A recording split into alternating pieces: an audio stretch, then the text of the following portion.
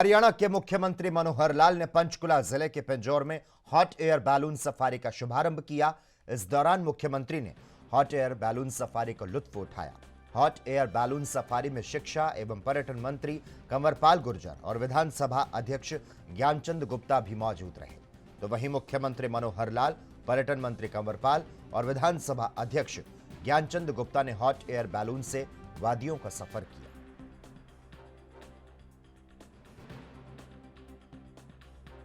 हरियाणा में भी टूरिज्म की बहुत सी संभावनाएं हैं, जो कुछ तो हम पहले शुरू कर चुके हैं, कुछ की जो नई संभावनाएं तलाश करके एक ही चीज़ को आगे बढ़ा रहे हैं। जैसा पिछले दिनों में टिक्कर ताल के ऊपर वाटर स्पोर्ट्स, एडवेंचरस स्पोर्ट्स इस नाते से हमने और कार्यक्रम किए थे, आप लोगों को सबको जानकारी आप आए थे।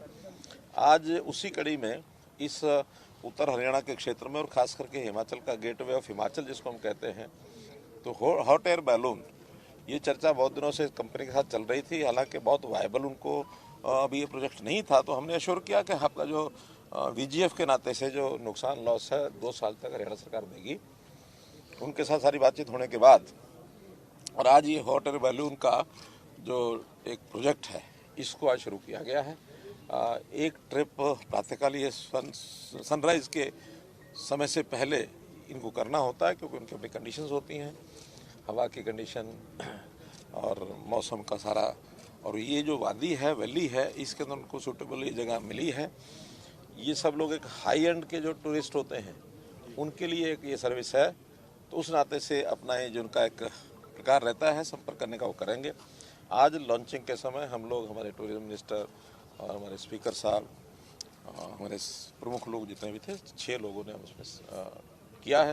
वास्तव में इस हॉट एयर बैलून का जो कंट्रोल उनका अपना होता है, वो अप डाउन का तो रहता है, कितना ऊपर ले जाना है, कितना नीचे करना है। साइड में जो आते जाते इनको ट्रेवल करना होता है, वो विंड की दिशा में ही वो करते हैं। अगर हवा अचानक बीच में चेंज कर दे अपना रास्ता, तो वो फिर उधर ही चल पड़ता है। हमारा भी जब ये विंड शुरू हुई तो उन्होंने पहले ही कहा कि एयर स्ट्रिप पर उतरेंगे, डायरेक्शन उधर की है, लेकिन बीच में ही रास्ता उन्होंने विंड के कारण से बदलना पड़ा और हमको कहा कि अब ये जाएगा गार्डन, मुगल गार्डन, जो अपना पिंजौर गार्डन। तो हमने अपनी गाड़ियाँ पिंजौर गार्डन मंगाई उतरने के लिए। एक 10 मिनट के बाद उनका अगर ये रास्ता फिर से हमारा उधर ही हो गया है, एयर स्ट्रिप की तरफ।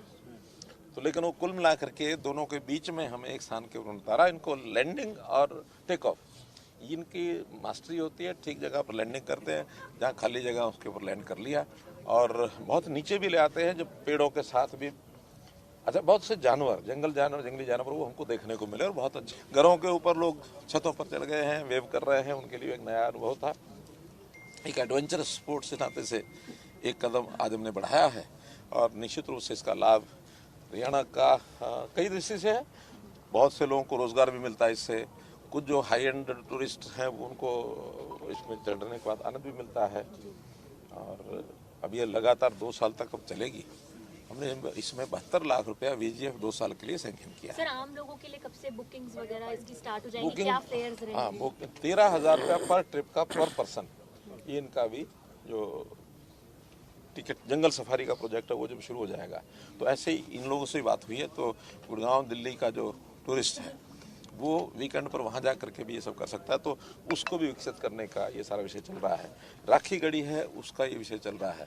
अब नई खुदाई एक ये जो हमारा अग्रोहा है वहाँ के लिए भी हमको परमिशन मिली है। तो बहुत से ऐसा अग्रोहा के क्षेत्र के अंदर प्राचीन समय के ऐसे जो चीज़ें हैं खुदाई के अंदर मिलने की संभावना है, तो वो सब करेंगे।